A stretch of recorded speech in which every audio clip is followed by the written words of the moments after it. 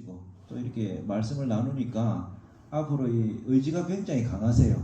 또 애정도 많으시고 또 점잖으시고 공부도 많이 하신 우리 스님이시더라고요. 그래서 앞으로 좀 우리 스님께서 복이 좀 많으셔서 또 우리 보교사단이 또 이 반야선언에 와서 같이 또 법문하게 되고 또 기도하고 수행하게 되고 또 기존에 계시던 우리 반야선언 신도님과 같이 하게 돼서 아마 앞으로는 이 반야선언이 해운대에서 가장 중심되는 그런 사찰이 되지 않을까 그런 기대도 막 되고 나중에 나도 이거 와서 살아야 되는 거 아닌가 이런 생각도 되고 예.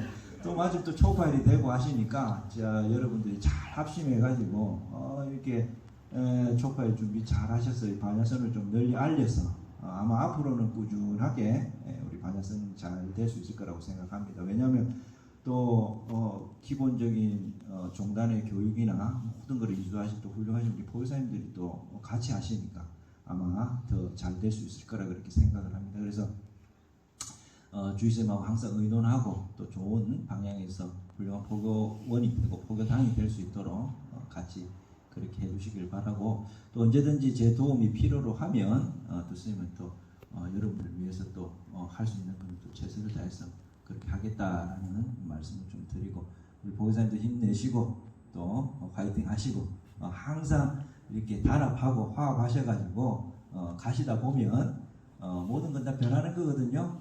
또 제자리 찾아가고 또 그거 하실 수가 있으니까 할 말은 많으시고 또 그거 하신 부분도 많겠지만 부처님 말씀에 다 참고 인내하고 가는 거 아니겠습니까? 그죠? 또 아는 사람들은 아는 거고 그런 거니까 너무 그거 속상해 하시지도 말고 있는 자리가 처처가 안락국이요 처처가 주인 아닙니까? 그죠? 여기가 원찰이다 생각하고 열심히 해가지고 뭐 반야선이 너무 잘 되면 다른 사람들이 야 보호사님들은 뭐 가는 데마다 이래 절들이 잘 되노 우리 절에도 좀 오세요 이렇게 될 정도가 되면 됩니다. 근데 갔는데 뭐 잘 안 되고 뭐 없고 이러니까 역시 봐라 가고 나면 저래 된다 이래 되거든요.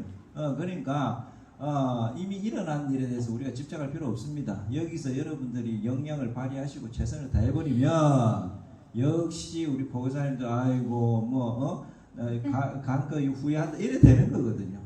그러니까 너무 깊은 얘기하면 뭐 이따 녹화되고 하는데 스님들 좀 하겠습니다. 이 정도까지만 하고 뭐 하여튼 잘 하실 거라고 믿고 이심전심 눈빛만 봐도 알겠죠? 그렇게 하시면 되고 그 다음에 우리 반야선 신도님들 뭐 그동안 주신 얘기 들어보니까 뭐 이렇게 조금 뭐 이렇게 활동이 좀 저조하고 했었다 합니다만은 우리가 이제 겨울이 가면 봄이 오는 거거든요. 또 추운 겨울이 지나고 나면 또 따뜻한 기운이 오게 됩니다. 제가 볼 때는 주의스님도 새로 오시고 보교사님들도 새로 오시고 우리 또 신도분들도 이제 이렇게 새로운 마음으로 시작을 하면 아마 이제는 겨울이 갔기 때문에 어느 날만 오는 거예요. 봄이고 여름이고 좋은 날만 온단 말이에요. 그래서 이제 신바람 나게 기도도 하고 포교도 하고 어느 절에 다니냐 그러면 나 반야선언 다니는데 그래 좋은 절에 다니나 이래 되는 거예요. 그렇게 될 날이 이제는 다 오고 있단 말이지. 이제 나쁜 일이 갔기 때문에 좋은 일만 올 날만 있단 말이죠. 그러니까 기쁜 마음으로 즐겁게 주의스님하고 단합해서 한번 제대로 된 사찰을 한번 잘 만들어 보시기를 바라겠습니다. 자 이제 인사말은 여기까지 하고 오래간만에 또 이렇게 귀한 시간에 왔으니까 또 여러분들한테 좋은 말씀을 좀 해드려야 되겠죠, 그죠? 그래서 오늘 해드릴 얘기는 부처님 말씀 상단법문. 상단법문이라는 건 뭡니까? 상단이라고 하는 것은 부처님 계시는 데가 상단이죠. 그러니까 부처 되는 말씀을 하는 것을 상단법문이라고 합니다. 그냥 여러분들 기도 열심히 하시고 복 많이 지어가지고 복 받으세요. 이거는 상단법문이 아니에요. 왜? 그게 부처님이 추구하는 말씀은 아니거든요. 그래서 조금 어려울 수도 있고 조금 생소할 수도 있지만 이런 것도 있다라는 새로운 것을 한번 여러분들 들어본다는 의미에서 한번 들어보시기를 바라고 다음에 또 기회가 되면 계속해서 스님이 또 그런 말씀을 해드리도록 하겠습니다. 자 우리가 이제 불교가 뭡니까 이렇게 물으면 우리가 뭐 부처님 되는 것이다 뭐 해탈 열반하는 것이다 이렇게 얘기를 하는데 부처가 되는 게 어떤 건고 해탈 열반을 이루는 게 어떤 것인가 이런 거에 대해서 명확하게 자기만의 확실한 어떤 생각을 가지고 있는 경우 또 정의를 하는 경우가 잘 없거든요.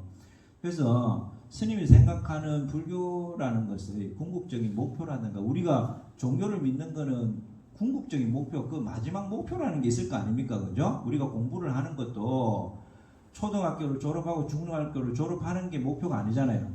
어떻게 보면 대학교를 가는 게 목표고 또 대학교를 가는 것은 훌륭한 직업을 가지고 좋은 직장을 가지고 이렇게 하는 게 목표가 될 수도 있고 최종적인 목표라는 것이 있듯이 불교에서도 최종적인 어떤 목표가 있을 거란 말이죠. 그런데 어떤 사람은 부처되는 것이라고 얘기하기도 하고 또는 열반에 이르는 것이라고 얘기를 하기도 하고 또 이렇게 얘기를 한단 말이죠. 그래서 불교의 궁극적인 목표, 불교 하면은 뭐를 우리가 가장 지금은 우리가 중생으로 사니까 이렇게 다른 것에 걱정도 하고 그냥 돈 버는 것도 걱정하고 늙는 것도 걱정하고 아픈 것도 걱정하고 우리 자식들 좀 잘 되는 것도 걱정하고 하겠지만 그런 것들은 다른 종교들도 다 한단 말이에요. 그죠? 하나님 믿으면 복 주는 거고 알라신 믿으면 복 준다고 하는 거는 부처님 믿으면 우리가 복 받는다고 하는 거하고 하는 게 틀릴 게 없어요. 그러면 불교가 다른 종교에 비해서 차이점이 뭐냐 말이에요. 우리도 부처님만 열심히 믿으면 되는 종교냐? 그게 아니다 말이죠. 그러면 불교에서의 독특한 어떤 다른 점이 있을 거 아닙니까? 그게 뭘까? 그걸 한번 생각을 해봐야 되는 거예요. 그래서 부처님도 처음 출가하시기 전에 계실 때 어떻게 했냐면은 본인도 행복하고 싶었어요. 우리도 지금 행복하고 싶잖아요. 그죠? 그래서 절에도 나오는 것이고 또 어떻게 하는 겁니까? 신앙생활도 하는 거거든요. 인간은 누구나 행복하고 싶어요. 근데 행복하고 싶으니까 그 행복이라는 게 따로 있어갖고 그 행복을 찾아갖고 쫓아가면 되는 줄을 알고 부처님이 어떻게 하냐니까 왕자로 계실 때 보니까 막 생로병사 이걸 보니까 너무너무 사람이 사는 게 괴로운 거예요. 그래서 행복한 게 있는 줄 알고 어떻게 합니까? 집을 나가게 되죠. 그래갖고 집을 나가고 행복을 찾아가다 보니까 그 당시에 종교인들 중에서 우리 종교를 믿으면 행복할 수 있다. 이런 걸 하면 행복할 수 있다. 그런 사람들을 찾아가죠. 찾아가서 그 사람들이 가르쳐 주는 대로 수행이라고 하는 거를 그때 당시에 이제 수행이라고 하는 건 요가 명상입니다. 요가를 이렇게 하다 보니까 그 단계까지 올라간단 말이죠. 그런데 그 단계까지 올라가서 그 행복이라는 것을 맛을 봤는데 문제는 뭐냐 그러면 그 행복이 계속해서 지속이 되지 않더라는 얘기예요. 그 단계에 올라갈 때 너무 기쁘더란 말이죠. 예를 들어서 내가 열심히 어떤 일을 해가지고 돈을 벌었어요. 돈 벌면 기쁘죠? 집 사면 기쁘죠? 그죠? 근데 그 기쁨이 계속해서 유지가 됩니까? 그걸 조금 지나고 나면 어떻게 합니까? 30평을 사고 나니까 40평짜리 사는 게 슬쩍 보이기 시작하고 30평에 사는 게 너무 이게 내가 좀 가난하게 사는 것도 같고 말이죠. 이게 행복이 그렇게 지속이 안 되더라 말이죠. 그래서 우리가 얘기하는 행복이라는 거는 그 행복이라는 걸 잠깐 느끼는 게 아니라 이게 지속이 돼야 되는 거거든요. 그래서 그거를 우리는 영원히 지속될 수 있는 걸 우리는 행복이라고 부르는데 아무리 어떤 사람들이 우리 종교를 믿고 이런 수행을 하면 행복하다고 하는데 그걸 해봐도 그 행복이라는 게 잠깐은 될 줄 몰라도 지속이 안 되더라 말이죠. 그래서 부처님께서는 그렇게 그 당시에 있던 6명의 훌륭한 종교 지도자라고 하는 육사외도가 얘기하는 그런 방식으로 해봐도 도저히 그 행복이라는 것이 완성이 안 되더라 말이죠. 그러니까 어떻게 하냐면 따로 도대체 이 행복이라는 건 있기는 있는 것인가? 우리가 그런데 근본적으로 행복하려고 하는 거는 괴로움이라는 것을 벗어나면 행복이라고 생각을 한단 말이죠. 그죠? 그래서 행복한 게 뭔가 이렇게 쭉 생각을 하고 이 괴로움이라는 걸 소멸하려고 이제 혼자서 그걸 하다 보니까 이제 뭐를 느꼈냐 그러니까 부처님이 이 세상에 존재하는 거는 모든 거는 다 변하는구나. 그래서 우리가 괴롭다라고 생각하는 이 괴로움은 왜 생기느냐고 보니까 괴로움이라는 게 따로 있는 게 아니라 있는 것이 변하는 과정에서 괴로움이 생기더라 말이지. 예를 들어서 우리가 태어났는데 태어나는 자체가 얼마나 행복하고 즐거워요. 여러분 애기 태어나면 너무나 기쁘고 탄생이 축하스럽죠. 예?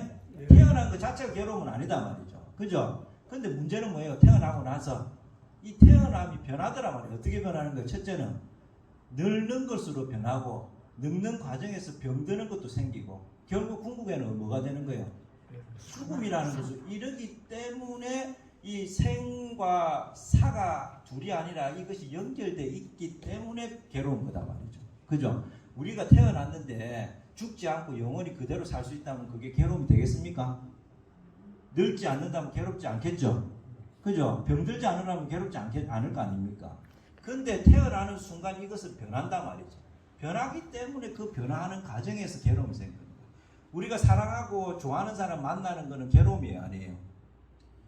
아니죠. 너무 좋죠. 그래서 여러분들 좋은 사람 만나고 내가 사랑하는 사람 옆에 있으면 너무너무 행복하고 좋을 것 같지 않습니까? 그 좋은 거 맞아요. 근데 문제는 그것이 계속해서 지속이 됩니까? 시간이 지남에 따라 변합니까? 그래서 사랑하는 사람을 만나는 건 행복하지만 시간이 되면 내가 의도하든 의도하지 않든 어떻게 되는 거예요? 내 곁은 떠나가게 되니까 거기서 괴로움이 발생을 하더란 말이지. 그래서 돈도 어떻게 하는가? 벌 때는 좋은 거예요. 행복하고 기분이 좋죠. 근데 문제는 그 돈이 계속해서 나한테서 영원히 지켜주고 나한테 있어집니까? 어느 순간이 되면 떠나요. 근데 떠나는 걸 여러분들이 그래 잘 가라 해갖고 떠내보내는 거예요. 나는 갖고 싶은데 걔가 가는 거예요. 그걸 걔가 가니까 괴로운 거다 말이지. 자식도 내가 낳았으니까 내 거 아닙니까? 그러니까 영원히 내 품에서 있어주면 좋겠는데 시간이 되면 또 어떻게 되는 거예요?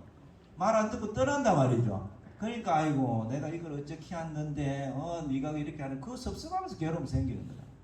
그러니까 부처님께서는 어떻게 생각하냐? 이 세상에 존재를 한다는 것은 모든 것은 변한다. 여기에 대해서 여러분들 변하지 않고 영원히 있는 게 있습니까? 없습니까? 마음은 변하지 않습니다라고 여러분들 결혼하기 전에 다 손가락 걸고 했죠? 해도 달도 다 달고 마음은 변치 말자라고 했는데 어때요? 변치 않아요. 계속해서 변하고 지금도 변하고 있어요. 여러분들 육체는 물질로 이루어진 거기 때문에 변화하는 것을 여러분들이 잘 느껴요. 그렇죠? 특히나 한동안 안 보다가 보면 더 변한 거 잘 느낍니다. 맨날 거울을 보는 사람하고 한 1년에 한 번씩 거울 보는 사람하고 어느 사람이 지가 변했다는 걸 잘 느껴요. 예. 그래서 물질은 이게 변화하는 게 아니라 눈, 코, 귀, 입으로 인지를 할 수 있기 때문에 변하는 걸 잘 아는데 이 마음이라고 하는 걸 볼 수가 없으니까 이 마음은 변했다고 잘 생각을 안 해요. 그래서 마음은 영원한 걸로 착각을 하는 경우가 많은데 여러분들 한번 생각을 해보세요. 하루에도 12번씩 몸보다도 더 잘 변하는 게 뭐예요? 마음입니다. 요럴까 저럴까 어떨까 하는 게 하루에 또 한순간에도 몇 번이고 몇천 번이 일어나는 것이 이게 마음이 변하는 거거든요. 그래서 부처님이 나중에 뭐라고 경전에서 얘기하냐면 내가 이때까지 있으면서 이 마음같이 자주 변하고 일어났다가 사라지는 것을 본 적이 없다 이렇게. 그만큼 여러분들이 이 마음은요 일어났다가 사라지기 전에 또 다른 마음이 일어나요. 생각이 일어난단 말이죠. 그러니까 어떻게 하냐면은 이게 사라졌다 소멸했다 생각하기도 전에 계속해서 마음은 일어나는 거예요. 그 정도로 빠르게 일어나는 거예요. 우리가 인지하지 못할 정도로 일어나는 거예요. 자, 그러니까 부처님께서는 있는 것은 모든 것은 변한다. 이것을 이제 깨달으신 거예요. 그래서 이 세상에 영원한 것은 없다. 모든 것은 존재하는 순간 변한다. 그래서 그 변하는 과정 속에서 괴로움이 일어나는 것이다. 이렇게 보신 거예요. 그래서 그게 제일 첫 번째 우리 삼법인 중에 뭐예요? 재행이 무상이라고 하는 게 그 말이 무슨 말이냐면 모든 건 변한다는 말이에요. 모든 건 변하니까 어제 나하고 오늘의 나가 같습니까? 틀립니까? 틀리잖아요. 어제는 나는 저 사람을 좋아하는 마음을 가진 나였고 오늘은 저 사람을 싫어하는 마음이 나였다 그러면 나는 저 사람을 좋아하는 겁니까? 싫어하는 겁니까? 그만큼 빨리 변하는 거예요. 그러면 내가 60년을 살았다 그러면 60년 동안에 내가 얼마만큼 많이 변했겠어요?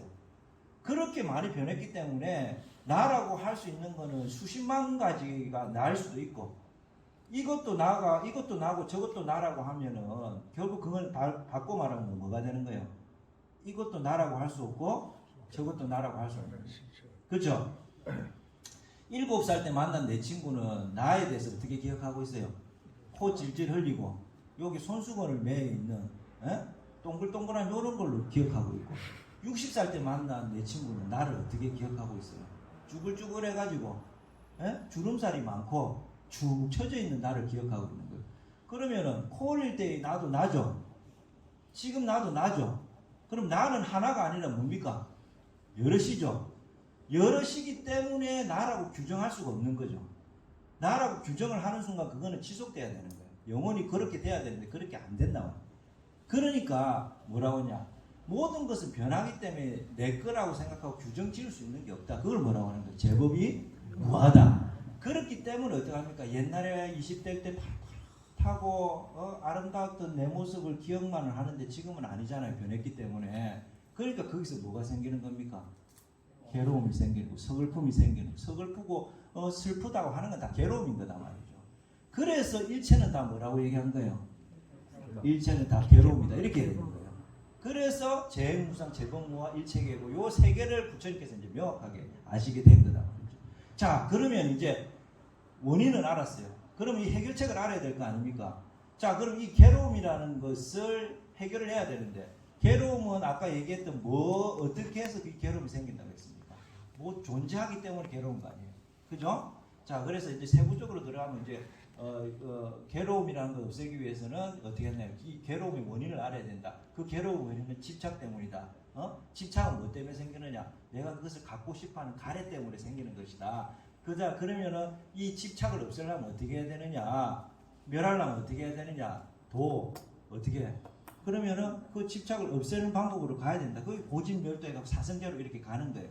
자, 그래서 그럼 사성제 중에 그 그 집착을 없애는 방법은 어떻게 해야 되느냐고 했을 때 고진멸도 도성제 중에서 뭐가 나오는 거예요? 8정도라고 하는 8가지 실천 방안이 나오는 거 이렇게 쫙 되는데 그거는 이제 구체적으로 좀 시간이 많이 걸리고 세부적인 거니까 여러분들이 앞으로 이제 신행생활 하면서 우리 주임님한테 또 법문 들으시고 공부하시고 하시고 또 다음에 또 시험이 기회 되면 그걸 하겠습니다만은 삼법인으로 보면 모든 것은 변하기 때문에 괴로움이 생긴다고 했잖아요.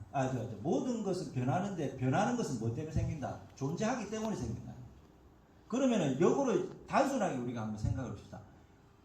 존재하지 않고 없으면은 변할 게 있습니까? 없습니까? 없죠? 그러면 변하지 않으니까 괴로움이 있어요? 없어요? 없는 거예요. 그러니까 어떻게 하는 겁니까? 존재하지 않게끔 완전히 없는 상태가 돼버리면 변할 것도 없고 변할 게 없으면 괴로움 생길 게 없다. 그럼 괴로움이 없어지는 거 맞죠? 그죠? 그러니까 문제는 그럼 우리가 어떻게 해야 되느냐? 없게 만들어야 되는 거예요. 완전하게 소멸하게 만들어야 되는 거예요. 존재하지 않게끔 만들어야 되는 거예요. 그래서 완전히 존재하지 않고 없는 상태로 만드는 그 상태, 그거를 우리가 이름에서 뭐라고 얘기합니까? 그걸 열반이라고 얘기하는 거예요. 그래서 열반을 표현할 때 뭐라고 얘기해요? 열반 적정. 아주 고요해가지고 하나의 움직임도 없는 것을 열반이라고 얘기하는 거예요. 그래서 우리가 열반을 촛불에 비유를 할 때 어떻게 하느냐 그러면 초가 있죠. 여기 보면 초가 있죠. 그 다음에 거기에 불을 붙이면 불꽃이 일잖아요. 그럼 불을 끌라 그러면은 훅 불어가고 불만 끄면 불이 꺼지죠. 근데 그렇게 하는 것이 완전하게 없애는 상태입니까? 아직 남아있는 상태입니까? 왜? 언제든지 라이터 갖고 촛불 켜면 촛불이 붙어요? 안 붙어요? 그거는 뭐가 있기 때문에 그런 겁니까? 초가 아직 남아있기 때문에 그렇잖아요. 그럼 아예 촛불이 없으려고 그러면 어떻게 해야 됩니까? 촛불도 꺼야 되고 또 초도 없애야 되거든요. 그래서 초도 없고 촛불도 없는 상태, 그 상태가 뭡니까? 열반의 상태다 말이지. 그래서 열반이라고 하는 거는 어떻게 개념적으로 열반이라는 게 있어갖고 우리가 그렇게 가는 게 아니라 완전하게 소멸시켜갖고 없애는 상태가 된 상태를 뭐라고 하는데 우리가 그걸 열반이라고 부르는 것 뿐인 거예요. 이해가시겠습니까? 자, 그러면은 우리가 열반을 왜 성취를 해야 되냐고 봤을 때 바로 어떻게 해? 괴로움을 소멸시키기 위해서 하는 거죠. 괴로움이라는 것은 있는 상태가 변하기 때문에 그런 것이다. 그러면 있는 상태를 없게끔 만들어서 변하지 않게끔 만드는 것이다. 자, 여기까지 왔으면 그럼 이제 내가 괴로운 거는 저 사람이 괴로워서 여러분들 괴로운 거예요? 내가 괴로워서 괴로운 거예요? 내가 괴로운 거예요. 모든 사람은 자기 문제에서 출발하는 것이지 다른 사람의 문제는 차후 문제인 거예요. 여러분 우리가 죽음이 무섭다 두렵다 왜 죽음이 무섭고 두렵습니까? 지금 이 시간에도 아프가니스탄이나 아프리카에서는 몇십만 명이 죽어가고 인도에서 코로나가 걸려서 죽어가는데 TV만 보면 막 무서워요? 아니죠. 저렇게 죽으니까 나도 죽을지 모른다고 생각을 하니까 두려운 거예요. 그러니까 모든 문제는 나에서부터 출발하는 거예요. 맞죠? 그러면 내가 괴롭지 않으려 그러면 나라고 하는 존재를 없애야 되는 거다. 소멸시켜야 되는 거예요. 그러면 나라고 하는 건 어떻게 구성이 되는가를 봐야 될 거 아닙니까? 그래서 부처님께서는 개념이 있을 때 이것이 뭔가에 대해서 확실하지 않을 때는 쪼개보라고 했거든요. 분석을 해보라. 그러면 그 실체를 잘 알 수 있다 이랬거든요. 그러면 나라는 것을 나를 없애야 된다. 내가 어떻게 없애는 나를 막 끝까지 죽으면 되느냐. 나라고 구성된 게 그냥 물질적으로만 구성된 게 아닌데 어떻게 죽음으로 인해 갖고 그것이 소멸됩니까? 한번 봅시다. 나라고 하는 건 뭐로 구성됐냐? 첫째, 물질로 이루어진 뭐가 있습니까? 몸이 있죠. 그 다음에 몸만 있으면 나입니까? 그것을 구성하는 뭐가 있어요? 또 정신이라고 하는 여러분 잘 아는 마음이라는 게 있잖아요. 그래서 우리가 나라고 하는 것을 쪼개보면 몸과 마음이 있는 거예요. 그죠? 근데 몸이라고 하는 것은 물질로 이루어진 거기 때문에 눈에 볼 수가 있는 것이고, 마음은 어떻게 하는 겁니까? 정신이라고 하기도 하고 에너지라고 하기도 하고 또 뭐라고 합니까? 뭐 에너지라고 하기도 하고 뭐 부르는 방법은 다양합니다. 그걸 통틀어서 마음이라고 우리가 볼게요. 그것을 몸을 운영하는 것의 마음이 있단 말이죠. 그러면 나를 소멸한다고 했을 때 두 개로 나눌 수가 있다 했으니까 첫째는 뭐를 소멸해야 되고 몸을 소멸해야 되고, 그죠? 그 다음에는 나라고 하는 게 몸과 마음으로 구성됐으니까 나를 소멸한다는 건 뭘 소멸하는 거예요? 몸을 소멸하는 거, 마음을 소멸해. 두 개가 소멸돼야 내가 소멸되는 거 맞죠? 근데 몸은 여러분들 소멸하려고 안 해도 소멸이 돼요, 안 돼요? 됩니다. 뭐로서?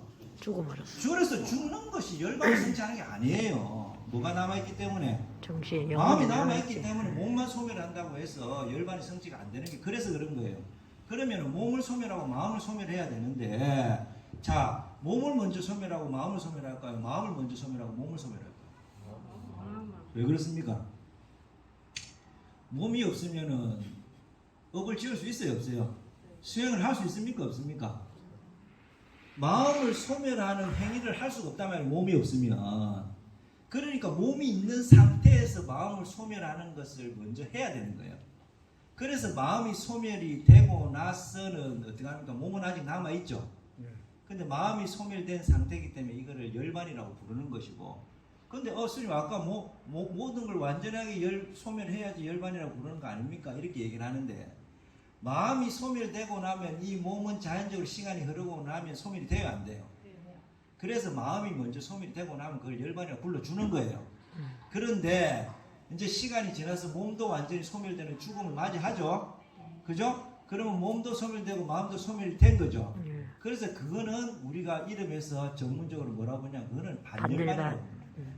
그거는 프란 니르바나가 열반이죠. 그래서 그냥 일반적인 열반하고 다르게 뭐라고 부르냐면 프란 니르바나, 반열반이라고 부르는 거예요. 이 반이라고 하는 건 열반을 반만 했다고 해서 반열반이 아니라 완전히 열반을 이뤘다고 하는 프란 니르바나를 한문으로 번역하니까 이 프라를 뭐라고 중국 사람들이 들은 거예요? 반으로 붙는 거예요. 그래서 프란 니르바나를 반열반 이렇게 부르는 거예요. 그래서 부처님이 수행을 하시다가 소위 말해서 마음을 소멸하셨잖아요. 그죠? 그래서 열반에 이른 거예요. 열반에 이뤘는데 그 열반에 이루고 돌아가셨습니까? 아니잖아요. 계속 40몇 년 동안 어떻게 하는 거예요? 자기가 당신이 아신 것들을 다 교화하면서 가르쳐주면서 갔잖아요. 그래서 부처님께서 마지막에 어떻게 하는 겁니까? 이제 내가 육체가 소멸돼서 가는 순간을 기록한 경전을 우리가 뭐라고 불러요? 열반경. 대반열반경. 그러니까 반열반이에요. 반열반. 이제 몸과 마음이 완전히 소멸되니까 반열반에 드시려고 하시는데, 부처님은 우리하고 다르기 때문에 그냥 반열반으로 부르지 않고 존칭을 써갖고 뭐라고 하는 거예요? 큰 반열반이다. 그래서 대반열반경. 대반열반경이 아니라 대반열반경이란 말이죠. 아시겠습니까? 대반에 했다고 대반열반경이 아니고. 그래서 몸과 마음이라는 것이 완전히 소멸된 상태를 우리가 열반으로 하는데, 살아있을 때 몸이 아니라 마음부터 소멸시켜야 되기 때문에, 마음이 소멸되고 나면 자연적으로 몸은 어떻게 하는 겁니까? 시간이 지나고 나면 소멸이 되기 때문에 그것을 열반을 이뤘다고 봐주는 거예요. 근데 내가 하다가 마음을 소멸시키고 나서 이 몸이 남아있으니까 그때는 어떻게 되냐면, 지금은 우리가 이 몸이 애지중지하고 아깝고 막 쓸고 닦아야 될 존재지만, 마음을 소멸 딱 시키고 나면 이 몸이라는 것이 애지중지할 대상이 되겠습니까? 거추장스러운 대상이 되겠습니까? 그때가 되면 되게 거추장스러운 대상이 돼요. 목욕탕에서 여러분들 하루 종도록 땀 흘리면서 입었던 옷을 내가 입고 있으면 푸근하지만 목욕하고 나와서 그 옷 입으려고 그러면 깨끗하게 느껴져요? 더럽게 느껴져요? 예? 그래서 맨날 쏙 가지고 가서 목욕탕 갈아입잖아요. 하루 종일 지가 입어놓고는 갑자기 그게 더러워진 거예요. 그러니까 마음이 소멸되고 나니까 이 몸이 거추장스럽게 생각이 되는 거예요. 그래서 어떻게 하냐면은, 이 몸이라는 거 빨리 없애버려야 내가 반열반에 드니까 이 몸을 인위적으로 없애버리면 이것은 아직까지 마음이 소멸된 겁니까? 그게 안 된 거예요. 그래서 그건 집착이 남아있는 거예요. 그래서 깨달은 사람들은 절대 자살을 해갖고 몸을 스스로 던지지를 않는단 말입니다. 왜? 시간이 지나고 나면 이건 자연적으로 소멸되는 거기 때문에. 예? 이해가시겠죠? 그래서 거기서 만약에 나는 이제 마음을 깨달았으니까 이 몸이 거추장스러우니까 버려야 되겠다라고 없애버리면은 그것은 집착이 남아있다. 집착에는 뭡니까? 좋아하는 것도 집착이지만 어떻게 하는 거? 싫어하는 것도 집착이단 말이에요. 그래서 탐심도 집착이지만 진심도 집착인 거예요. 예?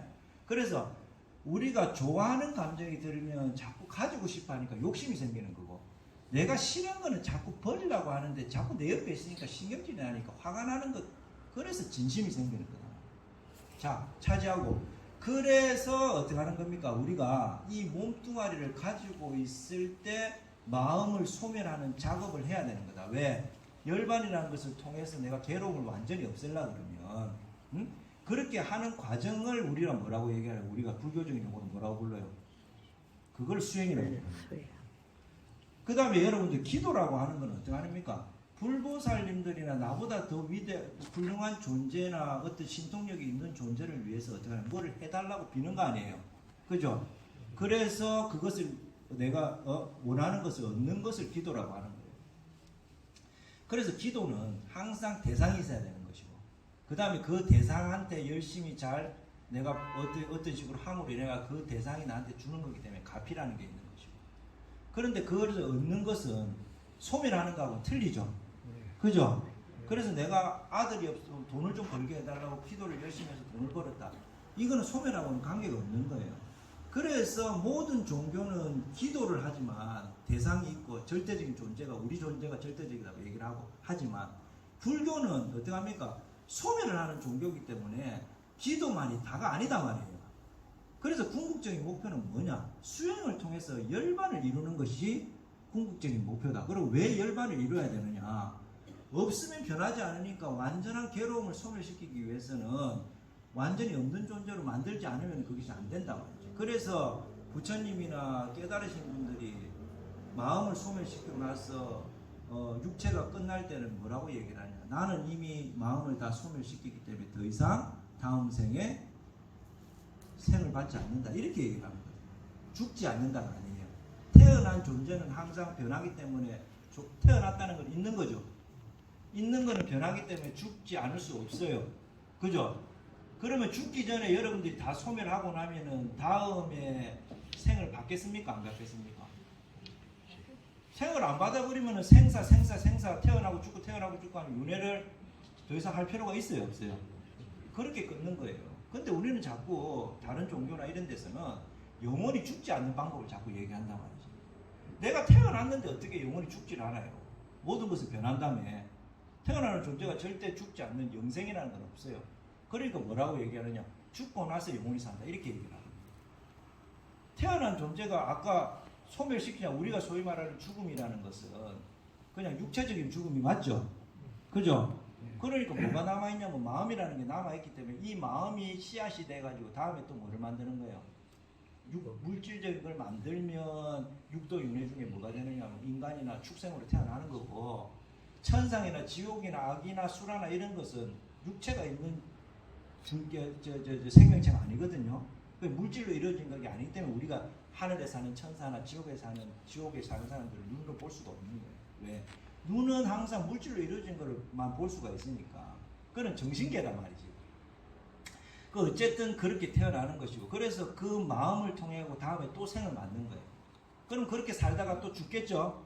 그죠? 그러면 또 몸은 소멸되고 나면 마음이 남아있으니까 계속 생사를 윤회를 하는 거다 말이죠. 자, 그럼 좀 더 구체적으로 가보자 말이지. 아까 몸과 마음이라는 것을 다 소멸시켜야 된다라고 얘기를 했으니까, 몸은 또 뭐로 구성이 되어 있느냐? 몸은 뭐로 구성이 되어 있습니까? 눈, 코, 귀, 입, 이 5가지. 왜 그러면 스님 오자불구에 보면 심장도 있고 위도 있고 뭐 폐도 있고 한데 왜 눈, 코, 귀, 입만 얘기합니까? 눈, 코, 귀, 입은요 각자가 자기를 어떤 인식을 하는 그 역할을 해요. 근데 여러분들 12지장이 어떤 지가 뭐를 알아서 뭐 어떤 역할을 하는 게 있습니까? 없어요.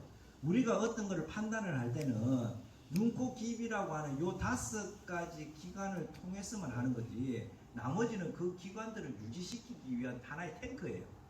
요건 하나의 머리에 있는 기관들을 움직이기 이렇게 유지시키기 위한 하나의 그냥 수동적인 탱크일 뿐인 거죠.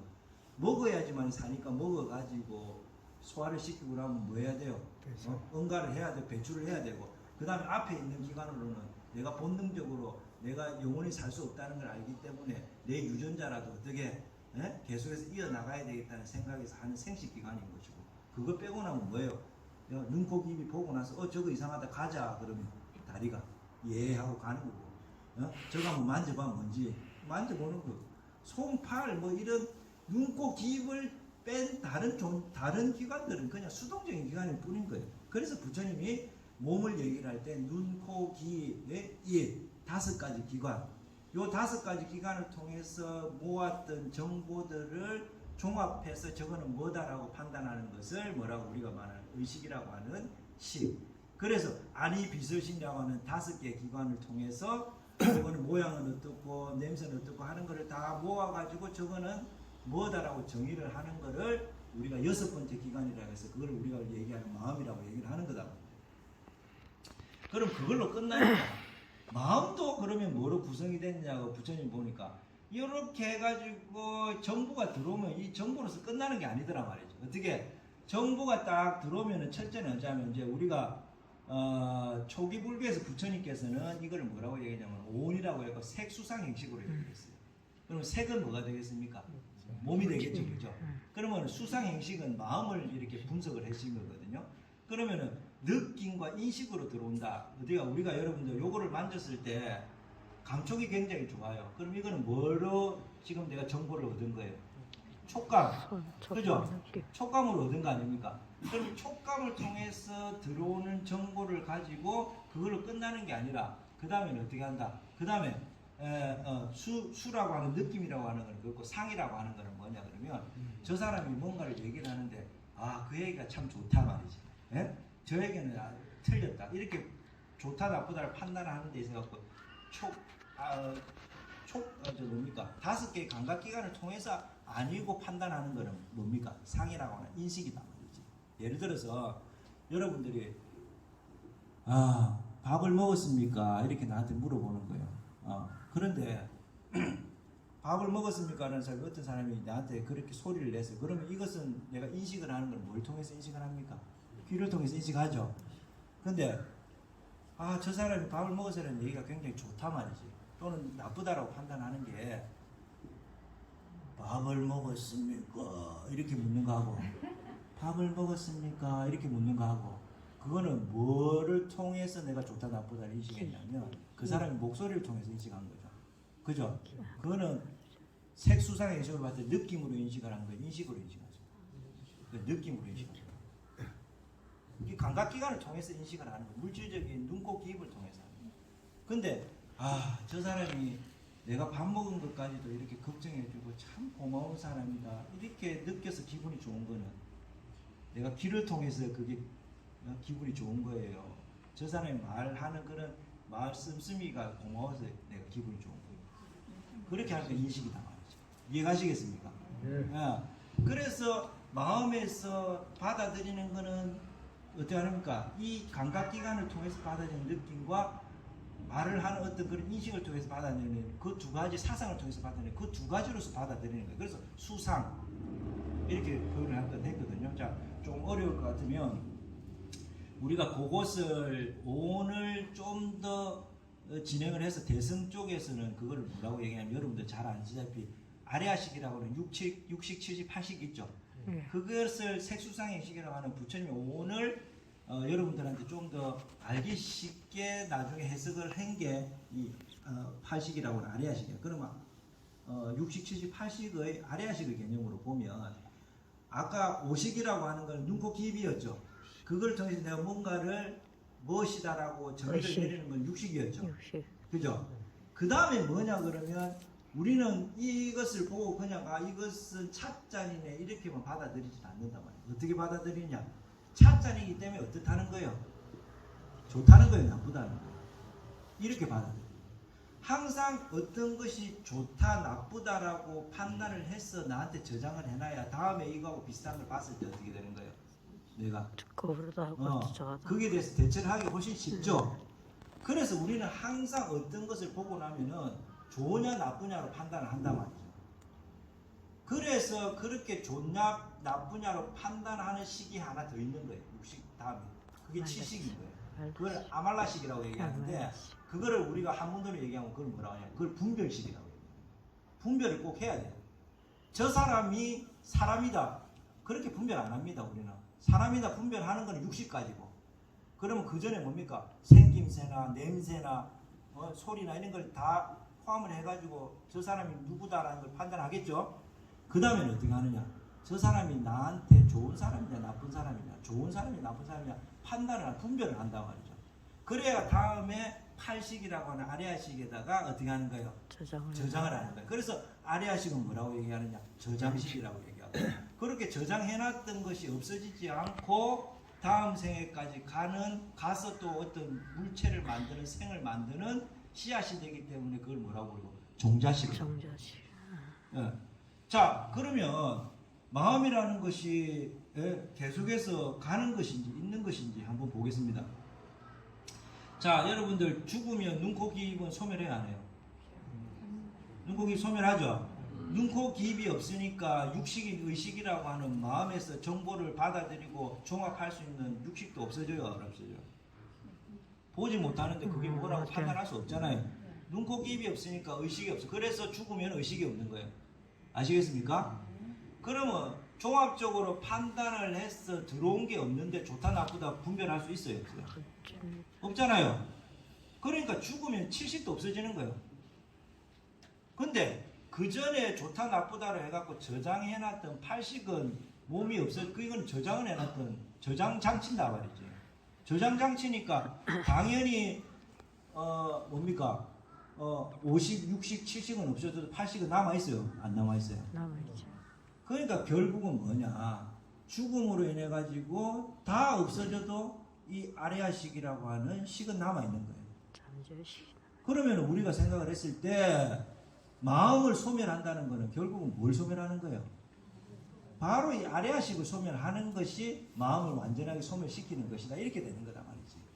그러면 오온이라고 하는 부처님 말씀의 색수상 형식으로 한번 봅시다. 색이라고 하는 물질로 이루어진 몸이 없어지고 나면 느낌이 일어납니까? 안 일어납니까? 내가 죽었는데 무슨 느낌이 있어요? 네? 수 없어지죠? 그 다음에 어떤 사람이 얘기를 해서 그거를 정치적으로 이 사람이 맞냐 저 사람이 맞냐를 판단해갖고 이 사람이 더 훌륭하다고 내가 얘기를 해야 되는데 몸이 없어서 듣지를 못하는데 무슨 상이 있어요? 없어요? 인식할 게 있어요? 없어요? 수상 없어지는 거예요. 행은 뭐냐? 아까 얘기했던 좋다 나쁘다를 구별하는 거다 말이죠. 들어오는 게 없는데 좋다 나쁘다 구별할 게 있습니까? 없습니까? 없죠? 그 행도 없어지는 거예요. 남아있는 건 뭐예요? 식.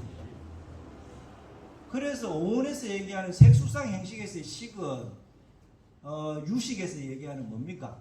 팔식 아레아식을 얘기를 하는 거예요. 그러니까 부처님 말씀이나 아레아식을 얘기하는 유식이나 틀릴 게 없죠? 그죠? 그래서 우리가 몸도 이렇게 분해를 해보고 마음도 이렇게 분해를 해봐야 뭐를 없애고 뭐를 해야 될지가 명확하게 나오는 거지. 그냥 마음 공부하세요. 마음을 소멸하세요. 마음이 어떻게 구성된지도 모르는데 어떻게 해서 마음을 소멸하고 몸이 어떻게 구성된지도 모르는데 몸이 영원히 산다라고 생각해요. 예? 부처님께서 어떤 사람들은요 몸이 영원히 산다라고 생각하는 사람이 있고 어떤 사람은 마음이 영원히 있다라고 생각하는 사람이 있어요.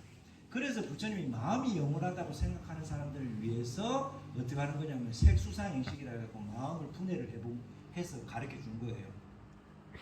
그 다음에 몸이 영원하다고 생각하는 사람들은 어떻게 봐요? 아니 비서신이라고 해갖고 몸을 5가지 분해하고 그 다음에 뭡니까? 마음을 하나로 나눈다. 그래서 우리가 살다 보면 어떻게 몸이 영원하다고 생각하는 사람이 어디 있습니까? 지금도 천지백갈이잖아요. 죽고 나면 어떻게 했느냐? 옷 입은 그대로 하늘로 들려가고 간다라고 생각하는 사람 있어요? 없어요? 그래서 내가 그분들한테 참 안타깝다. 할매는 70년 할매는 쪼글쪼글해가 올라가고 그래가 영원히 살면 얼마나 이게 억울하겠냐 말이지. 어떻게 정게 만들어줘갖고 올라가야지. 아니 그렇게 올라가면 그대로 영원히 산대. 그럼 70억은 하면은 계속 꾸준꾸준하고 살아야 되고 20억은 안 하면 맨날 그 적게 사는데 안 억울하겠어요? 예? 그렇게 들려서 산다라고 생각하는 몸이 영원하다고 하는 사람인가? 그 다음에 마음은 절대 변하지 않고 마음은 영생한다. 육은 가지만 마음은 영원하다. 이렇게 생각을 해갖고 자기들은 죽으면 영원히 어떻게 합니까? 영생을 해갖고 천국에 가서 산다라고 생각하는 사람. 이런 것을 다 깨기 위해서 부처님은 몸도 변하는 거고 마음도 변하는 것이다고 얘기를 하는 것이다 말이죠. 근데 몸은 여러분들 소멸 안 시키려고 노력을 안 해도 자연적으로 소멸이 되는 거니까 그게 관심을 가질 필요가 없죠.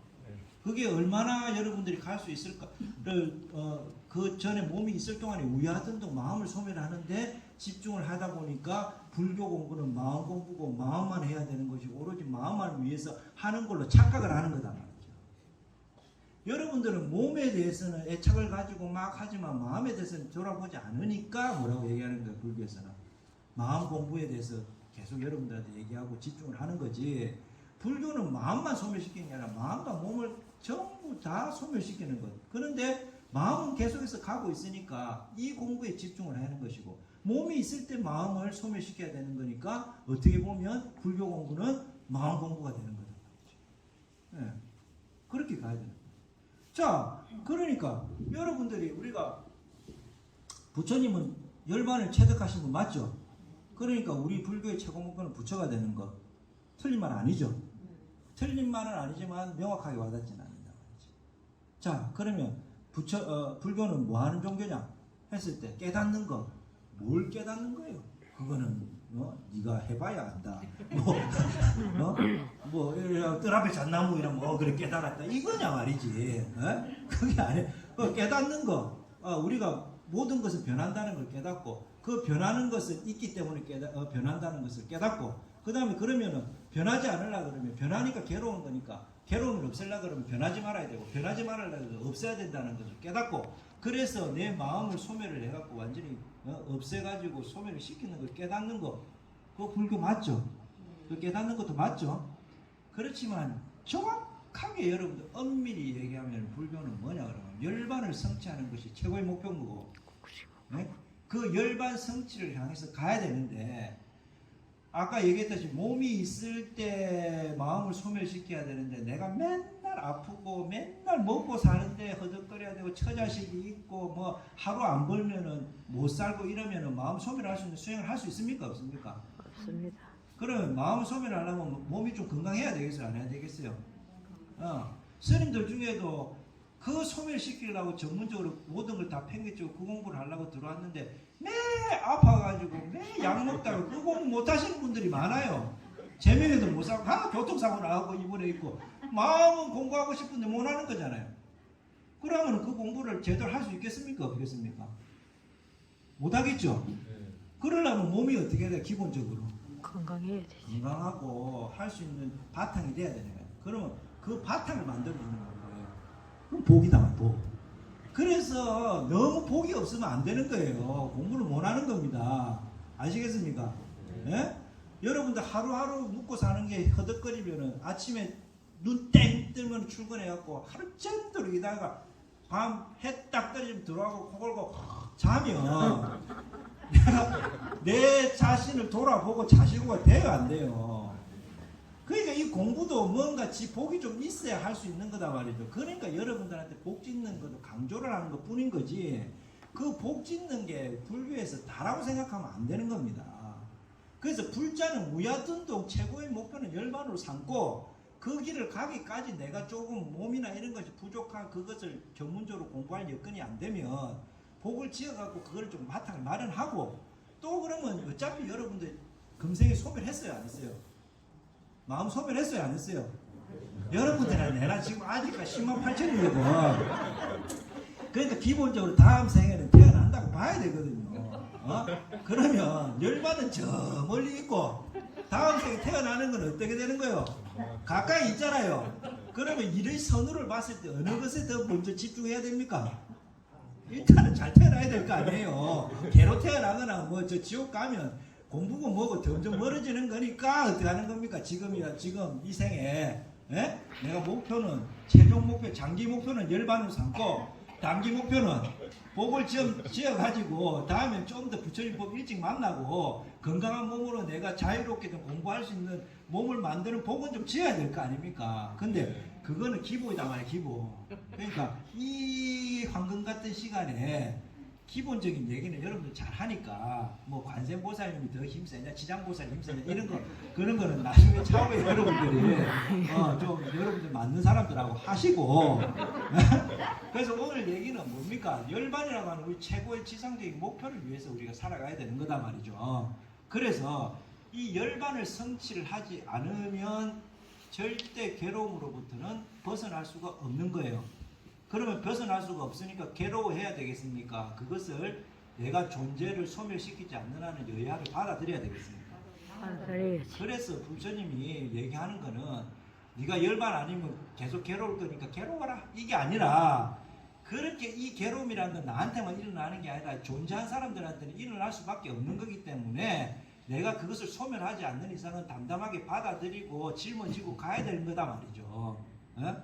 그러니까 힘들고 어렵다고 해가지고 내 혼자 이런 일 생기다고 깜소주 까고 이러지 말고 이건 나뿐만이 아니라 모든 사람한테 일어나는데 다만 저 사람보다는 내가 좀 더 뭐가 복이 없으니까 시련이 좀 더 크게 오는 것이고 길게 오는 것이고 그런 것이다 이렇게 받아들여야 되는 것이다 말이죠.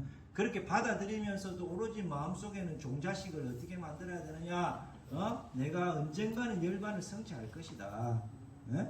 부처님이 부처가 되기 전에도 얼마나 많은 생애 동안에 살아오면서 그 부처가 됐는데요. 우리가 성공한 사람들 보면 그 성공한 모습만 보니까 너무 부러운 거지만 그 성공까지 가기까지 우리가 알지 못하는 엄청나게 힘들고 어려운 것들을 참고 이기고 한 것들은 우리가 조명을 잘 안 하잖아요. 그러니까 저희는 뭐 부모를 잘 만나서 그런지 갑자기 된 것 같아요. 부럽기만 하고 하지만 그렇게 가기까지는 엄청나게 많은 시간들이 필요한 거예요. 마찬가지로 우리도 계속해서 끊임없이 이렇게 윤회를 하지만 언젠가는 그 이 윤회를 끊으려고 그러면 열반을 성취하지 않으면 안 된다. 그럼 최고의 목표는 열반으로 삼고 지금 내가 조금이라도 복을 좀 지어갖고 좀 더 공부를 할 수 있는 또 부처님 법을 계속 들었다 보면 아까 어떻게 하세요? 뒤로 듣고 나면 그것이 식으로 들어와가지고 저 법문이 좋다 나쁘다고 판단해가지고 어떻게 하는 겁니까? 저장을 할 거 아닙니까? 그럼 자꾸 부처님 법문 저장해놓으면 나중에 이것이 어떤 걸 판단할 때 나온단 말이에요. 어떤 걸 판단할 때. 그럴 때 부처님 법문이고 좋은 얘기만 나오는 거지.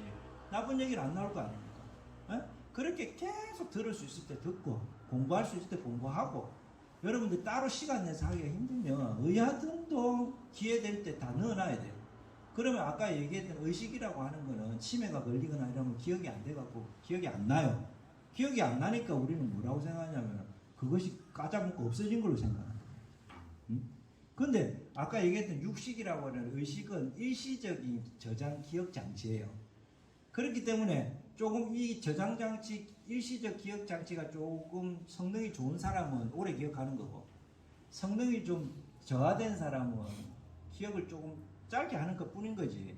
그 기억이 임시적으로 됐던 건 항상 다 어디로 들어가냐? 팔식이나 아래식으로 다 저장이 되게 돼 있는 거예요. 그래서 지금 여러분들이 살고 있는 또는 생각하고 있는 모든 거는 그 이전에 여러분들의 아래아식에 다 저장이 돼 있던 장치를 통해서 계속해서 그것이 또 어떻게 합니까? 지금 생에 여러분들이 어떤 것을 보면서 저장을 하면서 저장해놨던 걸 꺼내가면서 컴퓨터로 생각하면 되는 거예요. 컴퓨터 입력 장치를 통해서 기억을 하지만 그 전에 기억되어 있는 메모리가 있죠. 그러면 내가 저게 뭐더라 했을 때 그것을 치면 그 메모리에서 저장하기가 나오잖아요. 그래서 저장하고 또 빼내고 저장하고 빼내고 이것을 계속해서 해간단 말이죠. 그러면 좋은 것을 자꾸 저장하다 보면 용량의 한계가 있을 거 아닙니까? 전에 했던 나쁜 것들은 점점 더 삭제가 돼가는 거예요. 왜냐면 최신순위 우선순위니까. 그렇잖아요. 그러니까 자꾸 자기도 모르면서 점점 더 변하는 거예요. 네? 그래서 부처님 법문 듣기 좋아하고 수행하기 좋아하고 기도하기 좋아하는 사람들은 이 동창회 이런 데 나가면 재미가 없는 거라. 가면 뭔 얘기할까 맨날 주식에서 매듭 벌었니 우리 애가 어디 갔니 이런 얘기가 별로 재미가 없는 거예요 그게. 그러니까 그런 데는 잘 안 나가게 되고 부처님 법문 들으면 재밌고 즐겁고 그 얘기 들어서 뭐가 환희심이 나고 그러다 보니까 이런 사람들이 모이면 이런 또 인연들끼리 만나게 되는 것이고 그런 것이다 말이지. 예. 그래서 오늘 뭐 시간이 그러니까 결론을 지으면 그래서 불교에서의 다른 종교의 가장 차별점 뭐냐? 수행이다. 응? 수행이다. 그럼 수행을 왜 하는 것이냐? 궁극적인 괴로움을 벗어나기 위한 모든 것을 다 소멸시켜서 완전한 괴로움으로부터 벗어나는 것. 즉 말해서 그거를 이름에서 뭐라고 부른다? 열반이라고 부르는 것이다. 그래서 열반이 따로 있어갖고 우리가 막 그 열반의 세계로 가는 것은 여러분들이 자꾸 개념을 잘 모르니까 방편으로 써라는 거예요. 극락정토는 열반 세계라고 하는 세계가 따로 있는 게 아니라 그렇게 얘기해야 여러분들이 그쪽으로 가니까 자꾸 얘기하는 것이지. 궁극적으로는 어떠하냐? 열반이라고 하는 것은 상태예요. 어떤 상태? 모든 것이 소멸돼서 변하지 않는 상태가 돼요. 그래서 열반을 이름해서 우리가 한문으로 뭐래요? 열반 적적. 그래서 삼법인에서 모든 것은 변하는 거구나. 그래서 제일 먼저 뭐예요? 재행무상이다. 그 다음에 변하니까 하나만 있으면 이걸 나라고 얘기할 건데 한시도 쉬지 않고 변하기 때문에 나라고 할 수 있는 게 없다. 나라고 할 수 있는 게 없다라고 하는 건 다시 말해서 여러 개다라는 거하고 똑같은 거예요. 여러 개이기 때문에 어떤 거라고 규정할 수가 없는 거거든. 그래서 아가 없다. 나라고 할 수 있는 거, 정의 내릴 수 있는 게 없다. 제공무화. 그래서 정의도 못 내리고 이것이 행복이라고 정의를 내리면 이 행복이 지속돼야 되는데 그게 아니니까 행복이라고 말 못하니까 행복이라고 얘기를 못하니까 무하다. 정의를 내릴 수가 없다. 정의를 내릴 수가 없으니까 거기서 뭐가 생기는 것이더라. 일체가 괴로우더라. 모든 것이 괴로움이더라. 그럼 이 괴로움을 없애려고 그러면 반대로 가니까 어떻게 해요? 변하지 않게끔 만들어야 된다. 변하지 않게끔 만들려고 그러면 모든 것을 소멸시켜야 되겠더라. 그래서 이것을 소멸시켜서 다시는 변하지 않는 상태를 만드는 것을 우리가 열반이라고 얘기하고 이 열반을 얘기를 할 때 뭐라고 한다? 너무너무 고요하고 아무것도 없기 때문에 변할 수 없는 상태라 그래서 고요할 적자 움직이지 않을 정자서 적정이라고 표현하는 거예요. 그래서 부처님이 우리한테 얘기를 해준 가장 큰 대의는 삼법인 재행무상 제공무 일체계고고 거기서 하나 더 해서 여러분들이 그러면 이것을 어떻게 해결할 것인가에까지 갔을 때 사법인이라고 해서 이것을 열반 적정까지 넣어가지고 사법인이라고 얘기하는 거예요. 그래서 요 범위만 알면 그 다음에는 다 이거를 분석하고 자기 나름대로 해설한 뭡니까? 해설집이에요. 해설집. 그것을 어떻게 판단하느냐에 따라서 여러분들한테 뗏목의 비유를 해가지고 불보살님을 이렇게 강을 건너게 해주는 대상 이렇게 다 그 이후에 불교에서 얘기를 하는 것이지 부처님이 석가모니 부처님이 얘기하는 내용은 딱 요것에서 끝나는 거예요. 그 다음에는 이제 뭐가 있겠습니까? 오늘 그 말씀에 따라서 하는 뭐가 있겠어요? 실천, 수행만 있는 거죠. 응? 그러면 여러분들 이제 뭔가 하니까 갑자기 마음이 급해져요. 그럼 선생님 수행은 어떻게 해야 됩니까? 이렇게 나올 거 아닙니까? 그런 생각이 듭니까? 아닙니까? 시간이 다 됐으니 빨리 밥 먹어야 되는데 이런 생각 아닙니까? 아니면 이제 막 수행을 하고 싶은 생각이 들어요. 아직 안 드는구나. 어쩔 수 없죠. 그래서 이제 그 수행이라고 하는 게 대단히 어려워가지고 막 이렇게 앉아가지고 막 참선하고 그런 것도 수행하는 방법이지만 우리 제가불자들이 할 수 있는 거는 그래서 나중에 가면 사성제 아까 쓴 얘기도 8정도 있죠. 네. 그 8정도의 도자는 우리가 불교에서 도자를 쓸 때는 하나는 진리라는 뜻이고 하나는 뭡니까? 실천하다는 뜻이에요. 그래서 8정도의 도는 8가지를 실천한다는 뜻이거든요. 그래서 불교는 굉장히 실천을 강조하는데 여러분들 반야신경에 봐도 뭡니까? 이 보살님이 열심히 해가지고 알았는데 이걸 궁극적으로 해야 될 거는 뭐다 해갖고 지는 나오잖아요. 뭡니까? 이거 뭐 얘기하면 아닌가 싶고 하지 말고 아재 바라지 안 해요. 그게 보면 뭐예요? 가태 파라 쌍 가태 그게 뭐예요? 가자 같이 뭐 하자는 거예요? 실천하자는 얘기예요. 그래서 불교는 실천이 굉장히 중요한 거거든요. 이제 이론을 알았으면 실천 8가지가 뭐냐 다음에 이제 부처님 또 한번 여러분들이 뭐 여러 같은 성원에서 한번 더 불러주면 내가 와서 8정도 또 얘기를 해주겠습니다만은 뭐 안 불러주면 뭐 재미없었다는 걸 알고 제가 다시 한번 저를 한번 돌아보도록 그렇게 하겠습니다. 네, 그래서 불교에서 얘기하는 삼법인 또는 도라고 얘기했을 때는 하나는 진리라는 얘기. 그래서 뭡니까? 그 다음에 하나는 실천하다. 그래서 8정도는 8가지를 실천하라는 뜻이다. 그래서 여러분들 의아등등 실천 열심히 잘 하셔가지고 자기 자신을 소멸시키는 데에서 하나 둘씩 조금 더 진척이 되는 그런 훌륭한 불자들 되셨으면 좋겠습니다. 자, 오늘 본문 여기서 마치겠습니다. 고맙습니다.